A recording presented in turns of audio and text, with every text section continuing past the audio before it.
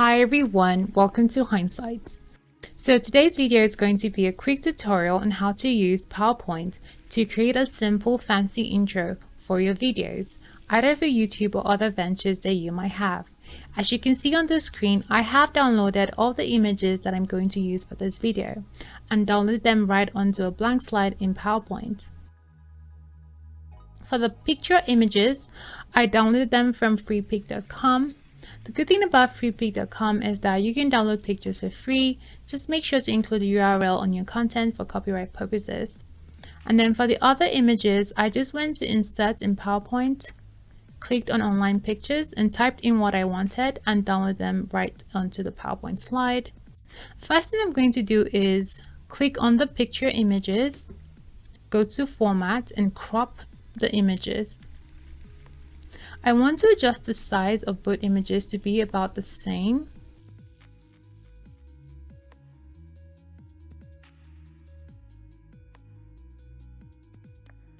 So now that I'm done with that, I'm going to go to Remove Background. I'm going to highlight the areas that I want to remove in the image and use the green pointer to highlight the areas that I want to keep. Now that I'm done, I'm going to click on Keep Changes. I'm going to repeat the same thing for the second picture image. Now that I'm done with that, I'm going to Picture Effects, click on Soft Edges. I'm going to adjust the edges of both pictures just to make them smoother than they currently are.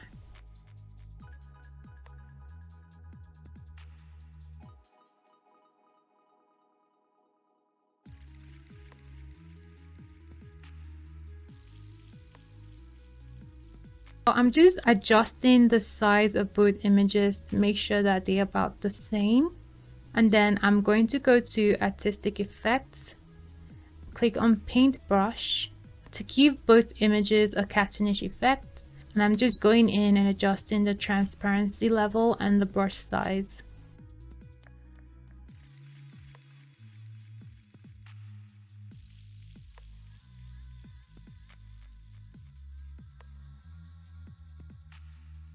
So now that I'm done with both images, I'm going to go to Insert, click on Shapes, and draw a circle. I'm going to use the circle as a background for both images.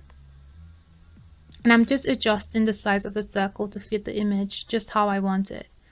I'm going to go to Shape Fill and click on the color that I want and go to Shape Outline to remove the outline of the circle. So what I'm going to do is click on the circle, go to Animations, and add an entrance effect. I want the circle to be the first that appears in the intro. So I'm just going in and clicking on Start After Previous to give it a smooth start.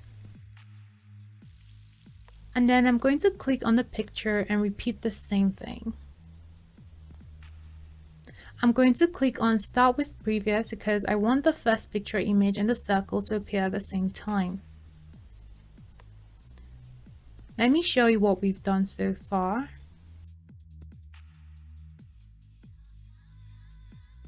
Now that I'm done with that, I'm going to select the second picture image and I'm also going to add effects to it.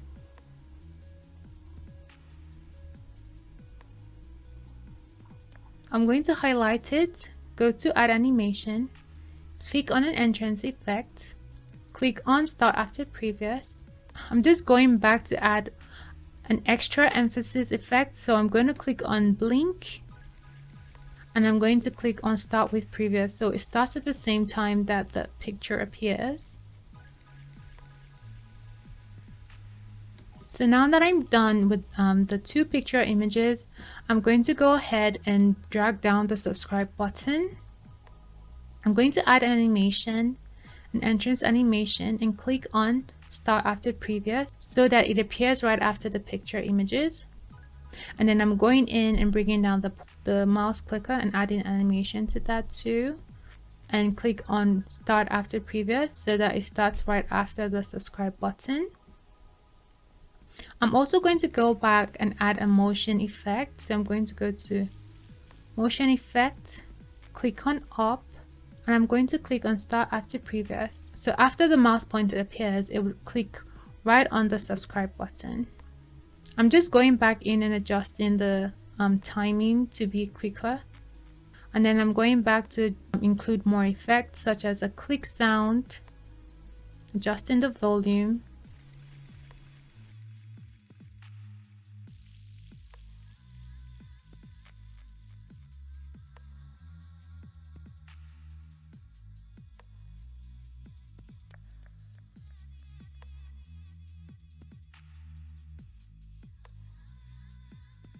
So I just adjusted the motion part so that the clicker points right at the subscribe button.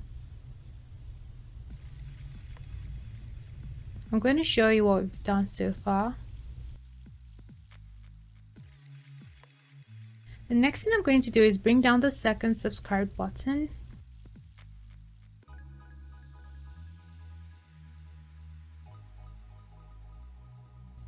And then I'm going to add an animation to it so that it appears right after the mouse pointer.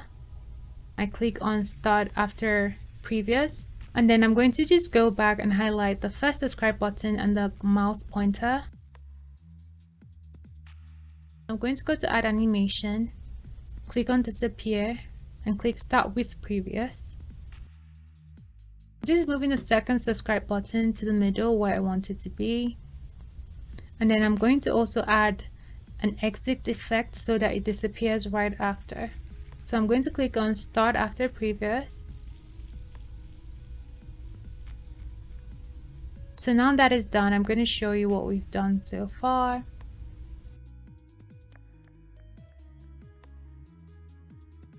I'm pretty much going to repeat the same thing for the last two images, that is the first notification bell and the second.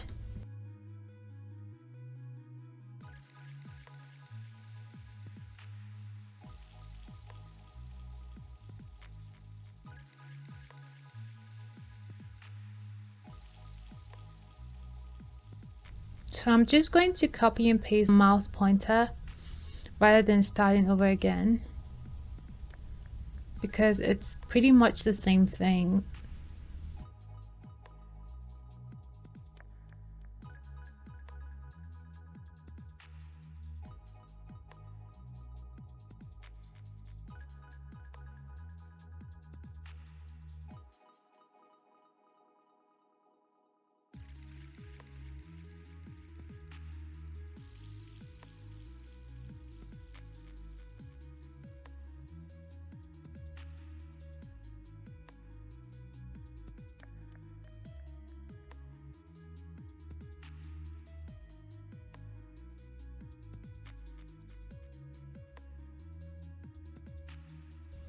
So now that I'm done with that, I'm just going to show you what we've done so far.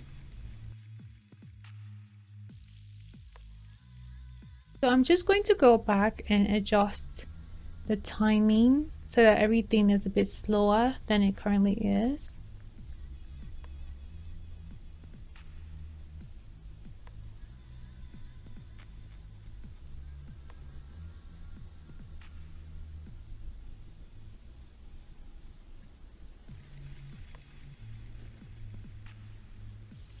And then I'm going to show you how different it is from the previous. You can see it's a bit slower than before.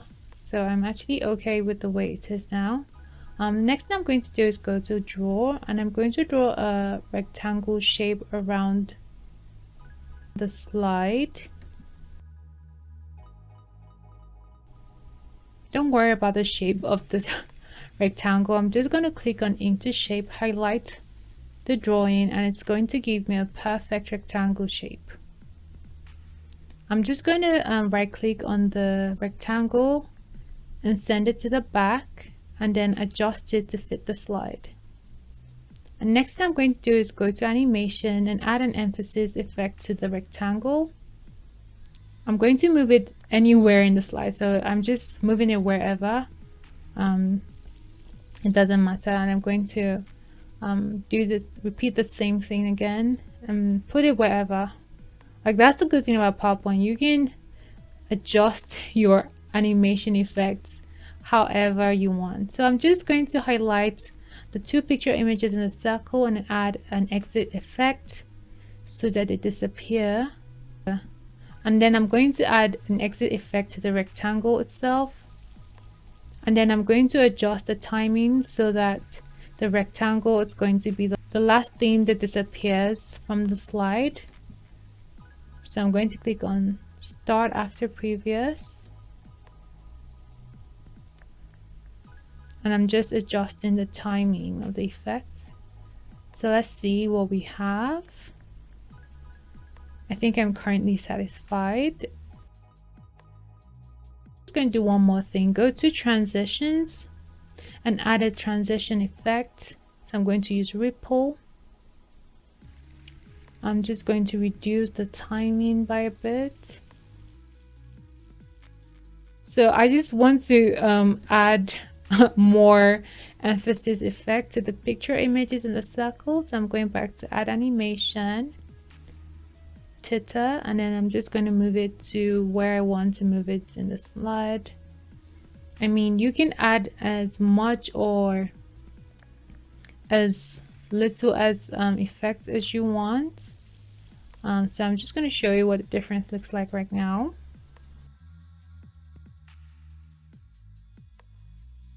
If you want to insert a sound to it, you can just go to insert, click on audio, and add a sound effect to your intro.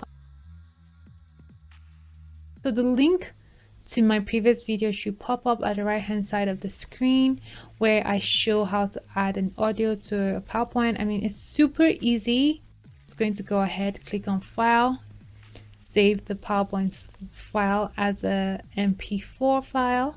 I'm going to show you what we did in this video.